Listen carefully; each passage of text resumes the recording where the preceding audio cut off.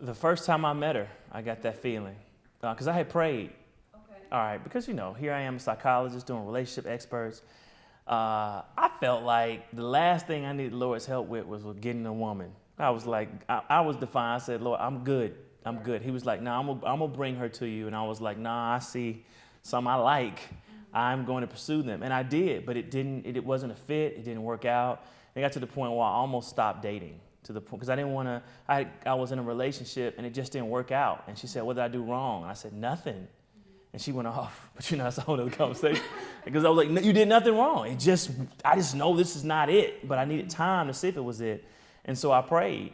And when she walked in the room, the Lord was like, that's your wife. And so from that point, I had an idea. And then just dating her, we are opposites. We're like almost total opposites in some areas, except faith. I mean, we're right on the same page with that. But my weakness is her strength. So I like to go a mile a minute. All right, I don't necessarily like to plan. I see it, pray about it, go. She's a planner. She calculates. And so she'll slow me down and pace me. And she's very calm. I'm somewhat hot-blooded, passionate. I tell you how I feel immediately. She's calm and composed. So it's a good mix. When I look at a life partner with someone that can actually handle me and settle me, I like her quiet confidence. I need someone that has a lot of ego to actually handle me and keep me in check. But it's a style in which I want you to do that. I don't like all the yelling and screaming. So what suggestions would you give to women that really need to have that balance? Well, I mean, first and foremost, I think that it starts with prayer. Like I prayed for Alduan even before I met him. I prayed for the type of man that I wanted in my life. And just like everybody does these vision boards in January, to kick off the year, just like you have goals for work. It's the same way with your mate. I hope you would put the same investment that you're putting into work. And that's really what I had to ask myself. What investment are you putting into dating?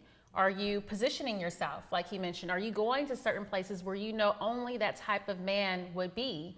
And are you praying constantly for that man? Like I would pray and say, I hope he has a great day at work. Please let him, do well in his appointments. But I hadn't met him yet. And a girlfriend of mine who I really admired her relationship, I said, well, how did you meet this man? And she told me the same thing. She said, I prayed every night. When I prayed for my family, I prayed for my future husband, or I prayed for the man that I wanted to be in a relationship with. And so that was, the first kind of step, or the first thing, or best advice that I would say is prayer is so important. And then the positioning piece too, positioning yourself.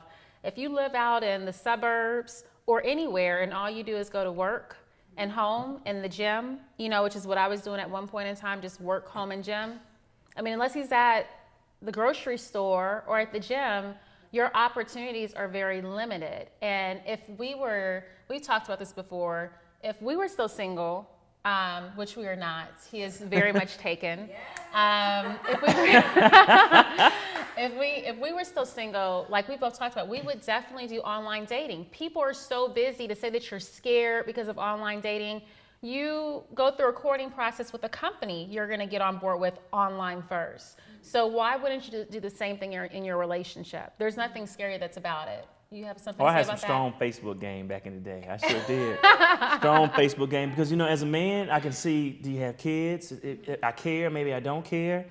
Do you smoke? Maybe I care. Do you not care? Do you hang around with a bunch of athletes? Maybe that's cool. Maybe it's not cool. I can go through all my little lists, see if you have it. Have you dated one of my boys? Just being honest, going through it. And then I can say, and then you kind of get a feel for the kind of do they have any dresses and do they have any pictures in church dresses? Do they have some diversity? Are they just in the club? Let me see what's going on. Let me see, for real. Let me see what's going on. And I checked out her profile left and right. And if I were to date again, which I don't have any need to do, but I would definitely be an Instagram. I would be a Twitter. I would be a Facebook.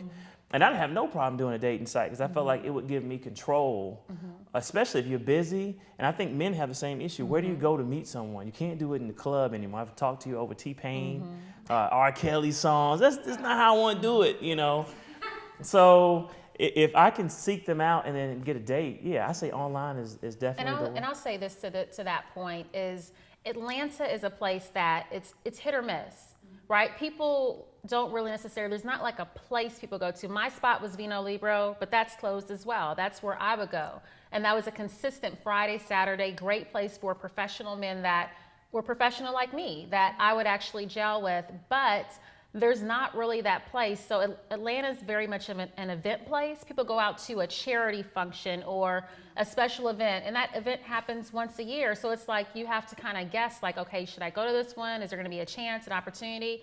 And so I just wouldn't even do all of that work. I would just, I would do that some of the time, but I would definitely do the online dating if I were still single. And as far as knowing when he was the one, I will say I dated people before, obviously, I met him, but I hadn't had that same level of attraction where there's butterflies in your stomach when you see the person. Every time you see that person since pretty much high school, freshman year of college, that was pretty much it. So yes, I've dated other people in between that time frame, but they did not give me that same feeling. I didn't have, the butterflies when I saw them. It was like, okay, this is cool. We're doing this dating thing, but it wasn't the same. And so that was like, wow, I didn't know I could still get butterflies or I can still feel this way. I thought that was just like, oh, that was just kind of like the kiddish or child thing back in the day.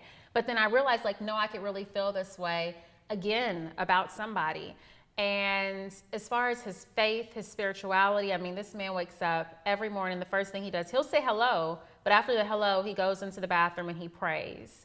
And then he comes out and he'll have a conversation. And I was like, wow, this is amazing that I don't have to ask someone, like, can you please go to church with me?